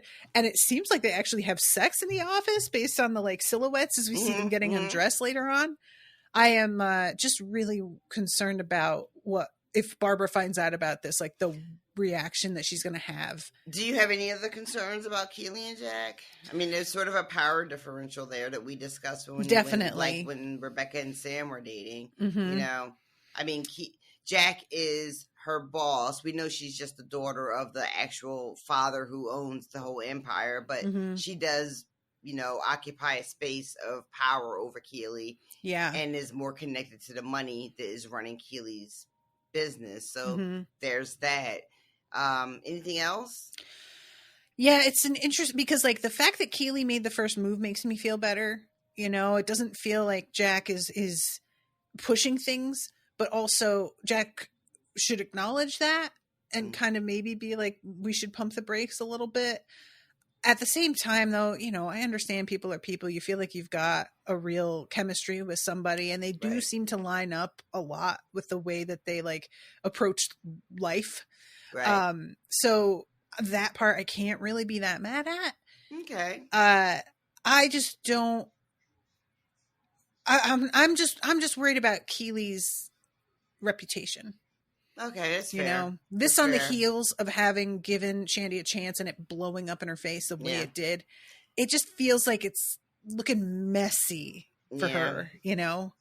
I had mentioned to you at the beginning of the season's coverage, you know, there were people in the, you know, general public. There was a lot of like, oh, the show's going too woke. This particular plot line with Keely and Jack sent a lot of people over the edge. Oh my God. Pushing the agendas, shoving it down our throat. This was supposed to be a whole, This was supposed to be a wholesome show, and now I have to watch this. Yeah. I don't know. How do people not hear how homophobic they are? Well, because that's the whole point. Like, I just genuinely, you're like, I watched all these hookups in this all season long. Didn't have a problem with any of them. Yeah, and now I just have a problem with these, like, particular, like, with Colin. I'm assuming they had an issue with Colin, too. Absolutely. Like, hi, guys. Yep. But it's an agenda when it's queer people. When it's hets, it's just normal and whatever. But, a lot of noise. A lot of big announcing their departures from the fandom. Bye. Good. Yeah. Do you think anybody from this universe would want you, like... No. But that's the thing. They really thought they did. They really thought this show was for them because of, like, the protagonist was from Kansas, so they just assumed that this was like their show. Oh yeah, he's a white man from Kansas, so he's definitely a bigot like me. Yep. Ay, God, how do you not see yourself clearly when you're like, just telling on yourself? It is very unfortunate to witness in real time, but not surprising. I just want to say, for the sake of the crowdcast, that this may shut off after like the next minute and a half. Rashawn and I are probably going to just chat for a little bit longer on Zencastr on the mic. So there'll be a few minutes that are not on the crowdcast. Forgive us. But, you know, otherwise we have to wrap very abruptly here. And I feel like we only just reached the end of the episode. However, I do not have any new patrons to say hi to for the second week in a row, which is truly tragic. Tragic. So guys, really, if you are somebody who has been enjoying the show, I implore you to throw us some support. Patreon.com/unspoiled. And, you know, if you can't afford it, just share links to the episodes, tell people about us, and tag us and stuff on like Twitter or on Facebook or Instagram. And let other folks know about us. And that's like a really, really solid Yeah. way to support us that isn't with money. And you can But follow, it adds up. It like matters. You can follow Patreon now without being a Yep. donor, right? So you Yep. can follow all the good news and share that good news amongst your people. Have you heard the good news? Have you heard the good news? Unspoiled is on Patreon for free now. I'm going to say goodbye to the Crowdcast folks. Yes. Thank you guys so much for coming. Oh, and Chris has pointed out about Rebecca having a goddaughter as well. Yeah, And Nora. that is something that she's got going on, you know, but that's not the same as being a mother. Like, she doesn't see her that often. But it is a good point. All right. So there it goes. There it goes. But yeah, we've pretty much wrapped up on like the actual plot of the episode. Is there anything else? No, I think there's just like, you know, we got the call with Rebecca at the end of the episode, but we had talked about that already. So, I feel so bad for her though. She really is. I mean, she got her like, hopes up so high. You can like tell. she did not want to let the psychic get into her brain, but it did. And that's the thing about that kind of shit, right? Like I was leaving work today and someone and I didn't even know this was legal, and I don't think it is, but as I was leaving my job, right at the corner of Chestnut Street, there was a woman reading palms. She had like a little like tent set up. Nice. Like just like right on the sidewalk. It wasn't palm reading is such a classic, and you don't see that much anymore. I haven't seen that in forever. And she was just plopped right on Chestnut Street. And if I had had cash and I wasn't so scared, I would have gone to see her. But yeah, like Rebecca is the kind of person who clearly does not want to give any of this any traction, right? Yeah. It's nonsense. This is a fucking indulgence of her mother's that has been foisted upon her. And yet it has snuck into her brain and is working its way around the way these things do, where they connect with like your deepest wants, right? Yeah. The wants that you're afraid to even say out loud to your best girlfriend, right? Like, I don't think she's had a conversation with Keely about how sad she is that she didn't have children.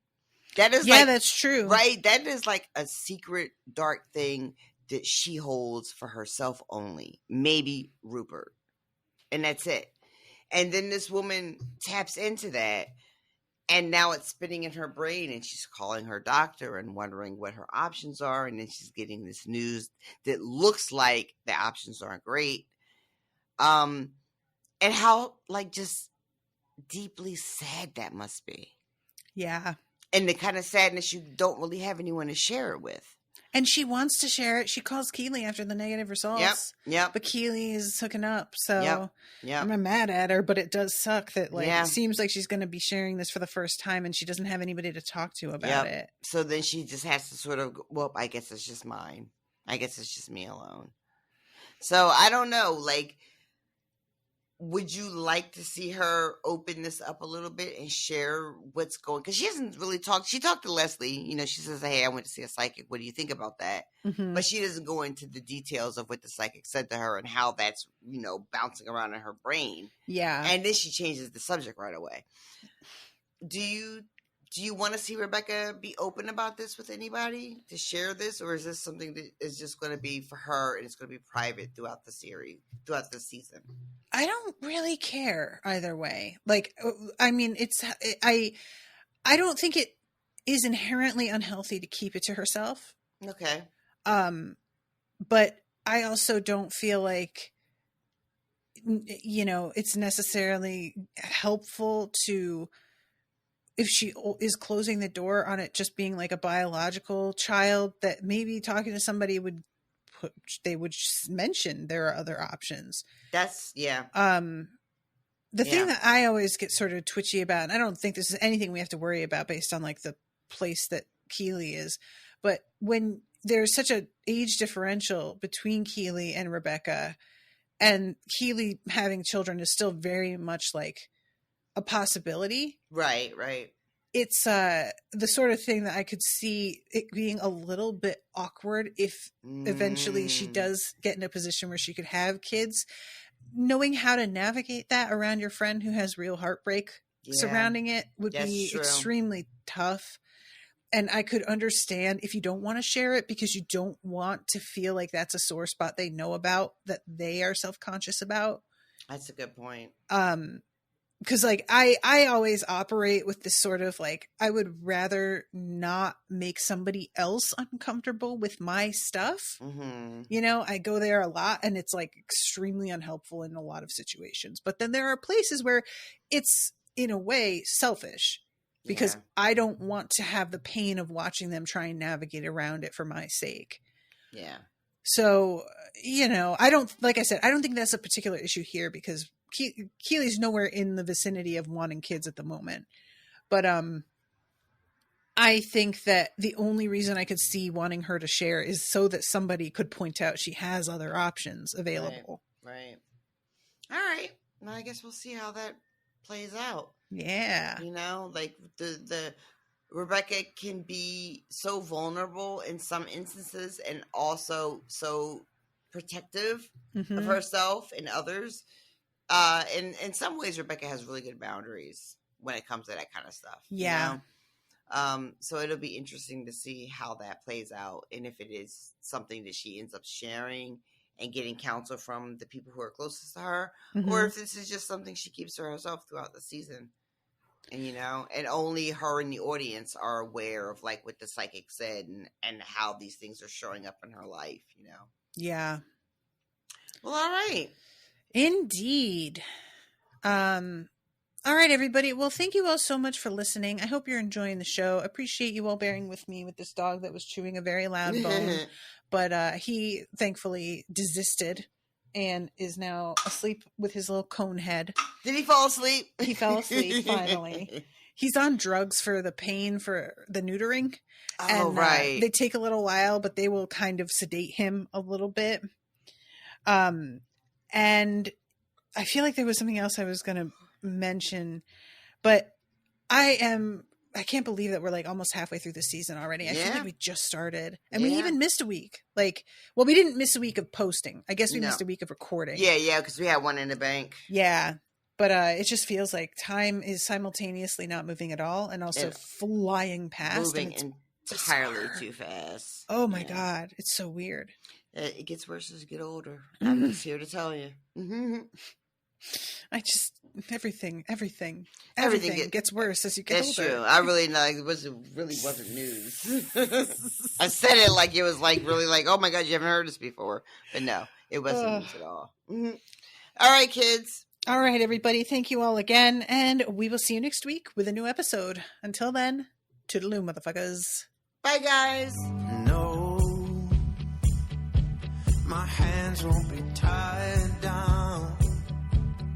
And I will not lay them down, 'cause I can finally see the truth. So simple but so clear. Accepting an ocean's depths were out of reach for me and you. If you're coming up for air, breathing in, you know I'll be there when you first begin. That was an Unspoiled Network podcast.